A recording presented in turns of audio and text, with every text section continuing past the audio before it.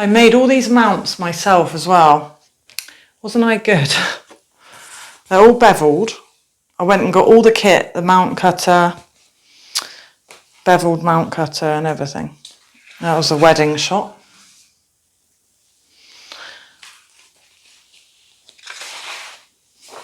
Ah, Roundway Hill. This is that beautiful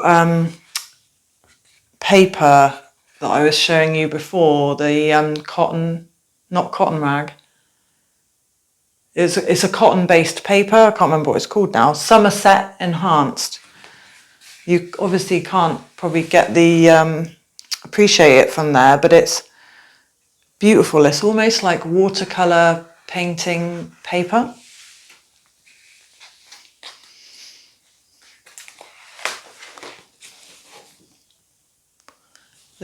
I don't want to bore you too much, so. Oh, this is John's print that he did. Footprints.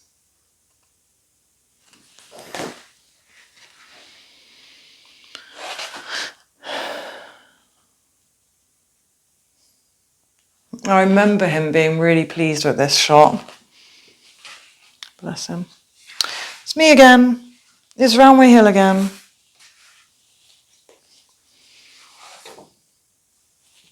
Oh, the church door. The thing is, when you're doing GCSE and you live in town but you can't drive, it really makes you look for interesting things to photograph, like just getting up close to stuff. This was one I took in Africa of my friend on the beach.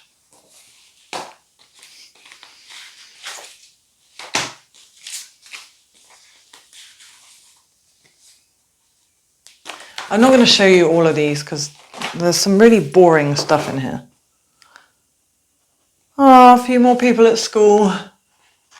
All done with that SFX film. SFX. So beautiful, the grain of that film. I think it was... I can't remember what ISO it was. ASA. Oh, this is one of my favourite wedding shots. I love this shot. I just love the way he's looking at her. And do you know what? That's not particularly sharp, you know? I think that it's really easy to get caught up in sharpness. But actually, that has got so much atmosphere. It's quite a big print. It's A3 oversize. But why do we get so caught up in...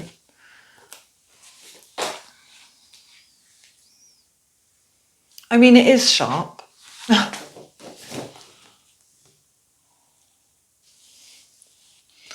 See, my shutter speed was obviously slow enough to just capture the confetti falling, because you've got that little bit of movement in there. And, you know, you do sacrifice a little bit of sharpness doing that. But I just think atmosphere sometimes is just as important as it being pin sharp. I think it's really easy to get obsessed with the sharpness. I know I do. Ah, these are the good old days.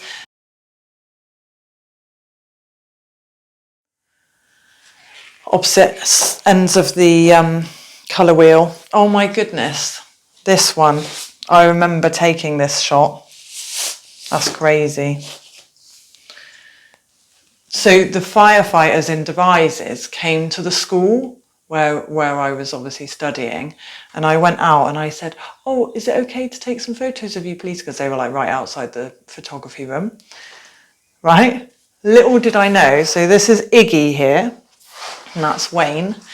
Little did I know, and I think Wayne will be watching this video because he's one of my subscribers. Hi, Wayne. Yeah, I was like, what, 16, 17 then? I didn't know that I was going to be working with these guys as a firefighter a few years later, because I joined the fire service when I was 21.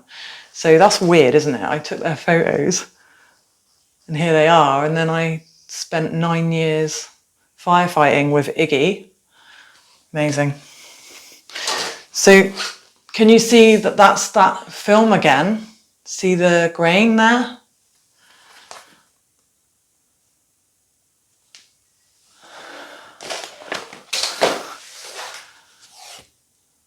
Again, just look at the quality of the black and white. It's just beautiful. All these prints are so pure. They just seem so flawless. And like that one, it looks like an old painting or something. There's so much depth to it, you know?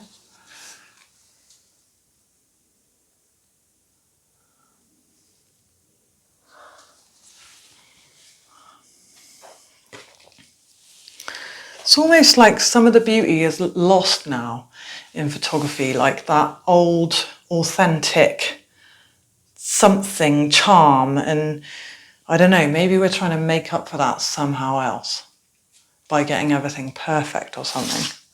It's like maybe it didn't need to be perfect before because it was an art. It's still an art, but it's not an art in the same way. You know what I mean? It's like digital,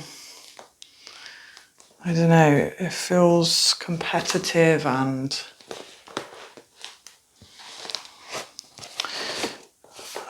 I don't know, like there's a different vibe to digital photography, isn't there? Like you can't even compare these. Look, like you've just seen that print, right? Now look at this. This is a digital shot printed on a printer. Like, can you see the red tone in that?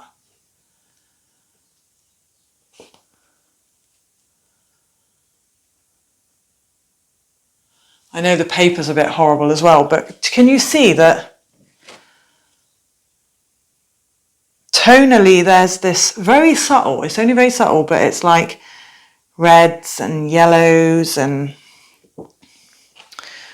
I don't know, it's just, it's not the same. Of course, it takes a lot of practice to get digital prints right. If you're printing black and white, there's definitely an art to that as well. Oh, I love that. I was mixing some black and white and some colour. So we didn't really do colour in GCSE, obviously, because we were printing ourselves, so it was all black and white. That's just another montage. That's a montage of my auntie's shop. I remember these shots. My photography teacher was so impressed with these. This close-up of a shell. And that one was coral.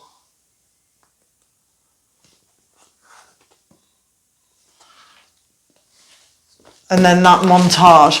I used to quite like doing montages because I literally, like, I stood in my auntie's shop in Kent. And so I literally had the camera and I'd be just going like that, click, click, click, roughly lining it up, you know, where I'd left off with the next shot. And then when you print them all out and put them all together, it's great fun. And it doesn't matter that it doesn't line up properly, you know, like exactly. It's quite fun to do. Right, that's just some flaky paint and some more door knockers of churches where I live. Oh, there's me in the newspaper. Oh, this is from when I printed the photo on the brick wall, on the breeze block wall, should I say, that I made. I doweled it all together and then I got liquid light, liquid emulsion, and I painted it, and I did that for my mock exam. It was so epic. And then I was like, how am I going to top this for my real exam? Right. So, there we go. So do you have any photos taken on film? What is it that you love about them?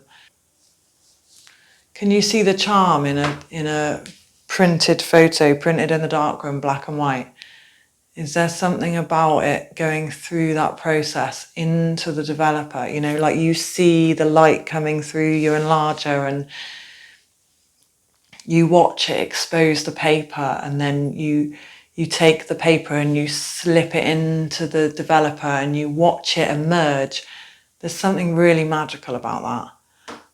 And it comes through, and you know, because you have to put it in for 2 minutes, and you know if it's going to be too dark because it comes through really quickly, and you have to leave it in for 2 minutes because otherwise the blacks look like, if you think, oh, it's overexposed and pull it out, the blacks look grey, so you have to leave it in for 2 minutes. And it's like, if it comes through really quickly, you know it's going to be too dark. And it's great when it just comes through at the right, perfect time.